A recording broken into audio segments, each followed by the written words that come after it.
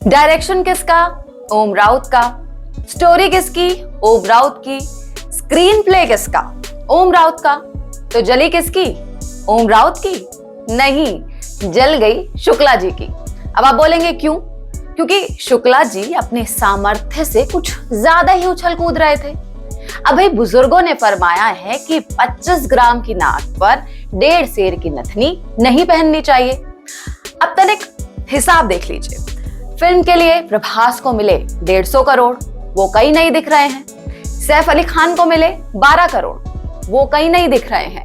कृति सेनन को मिले 3 करोड़, वो कहीं नहीं दिख रही हैं। खुद ओम राउत जो कि डायरेक्टर के साथ साथ प्रोड्यूसर भी हैं, वो कहीं नहीं दिख रहे हैं। जबकि फिल्म की फ्लॉप होने पर भी उनके हाथ में 200 करोड़ आने हैं। तो भाई दिख कौन रहा है? दिख रहे हैं मुंतशिर साहब। अब तनिक सोचिए, मियां मुंतशिर को आखिर मिले कितने होंगे? हमें तो जितनी जानकारी है उस हिसाब से कोई एक गीतकार होता है तो उसको एक फिल्म के लिए 1 करोड़ से ज्यादा रुपए तो नहीं मिलते हैं। अब मनोज जी तनिक चर्चित हैं तो उनका आप 2 करोड़ मान लीजिए। मतलब फिल्म का जो पूरा बजट है उसका आधा प्रतिशत से भी कम। तो 99.5 मजे कर रहे हैं और आधा प्रतिशत वाला कुछ ज्यादा ही उछल कूद कर रहा है और उड़ते तीर अपनी तरफ लपक रहा है ना मजेदार बात? घटिया ड्रेस बनाया ड्रेस डिजाइनर ने, जिसका कोई नाम नहीं जानता। और गाली किसको मिल रही है? मनोज जी को। बकवास मेकअप किया किसी और ने और गाली मिल रही है मनोज को। पात्रों के लिए जो बकवास चयन किया गया था वो चयन रहा भूषण कुमार के टी सीरीज का, पर गाली खा रहे हैं मनोज। मजेदार है ना?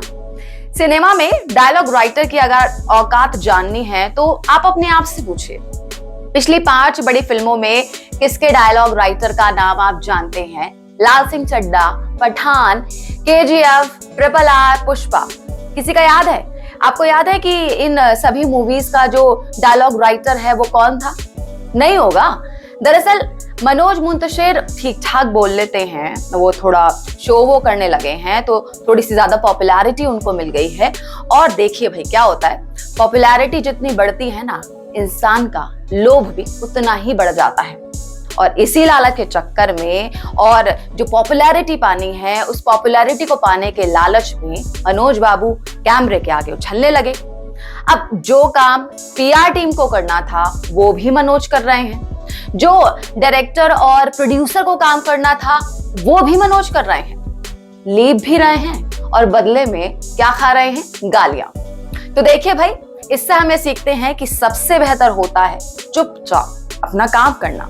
अगर क्रेडिट लेने के चक्कर में पड़ेंगे तो गाली खाने के अवसर पर सबके हिस्से की गालियां भी आपको अकेली खानी पड़ेंगी ना भाई।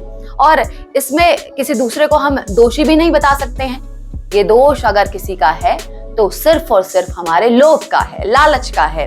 और मनुष्य से ऐसा नहीं है कि गलतियां नहीं होती हैं, होती हैं। कोई भी व्यक्ति ये दावा नहीं कर सकता कि उसने जीवन में कभी भी गलती नहीं हुई, उसके जीवन में कभी कोई उससे भूल नहीं हुई। सबसे होती है और होगी भी। तो देखिए, इससे निपटने का सबसे बेहतर तरीका है कि सबसे पहले तुरंत अपनी गलती को स्वीकार कर लें और उसके लिए माफी मांग लें। लेकिन अगर किसी इंसान के अंदर अहंकार हो तो वो क्या करता है भाई? वो अपनी भूल को स्वीकार नहीं करता, वो उसी पर अड़ा रहता है और फिर उस एक गलती को छुपाने के लिए वो एक के बाद एक और गलतियां करता चला जाता है। फिर क्या होता है? फिर समय की भी देखो अपनी सत्ता होती है दोस्त। समय आगे बढ़ता है और फिर गाड़ देता है अहंकार की छाती में सत्य का भगवा ध्वज। तो मुंतशिर भाई, एक बात ये सीख लीजिए कि राष्ट्रवादियों के यहाँ एक परंपरा है, आप 1000 बार सही करेंगे तो ताली बजेगी, लेकिन अगर एक बार भी गलती किए ना तो फिर ये जनता आपको छोड़ने वाली नहीं है और फिर वो जो गलतियां हैं उसके बदले आपको गालियां जरूर देगी और फिर जनता सत्यानाश कर देगी। तो अब देखिए, आप एक शेर जाते जाते सुन लीजिए, सुना देती हूं मैं आपको। राष्ट्रवाद के रास्ते पर हर कदम सोच कर रखना है, राष्ट्रवाद के रास्ते पर हर कदम सोच कर रखना है। ये वामपंथ का खेल नहीं कि गाली दी और जीत गए।